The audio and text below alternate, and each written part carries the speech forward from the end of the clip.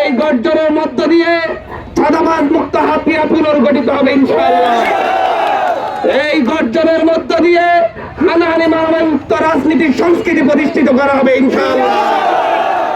আমাদের এই বুড়িচরের জনগণ এই বুড়িচর থেকেই তাদের যেই নেতা নির্বাচিত হবে তাদের মধ্য দিয়েই ইনশাআল্লাহ আগামীর বাংলাদেশে ইনশাআল্লাহ শুধু বুড়িচর থেকে এক দুইজন নয়, কয়েকজন নেতৃত্ব তৈরি হবে বলে আমি বিশ্বাস করি।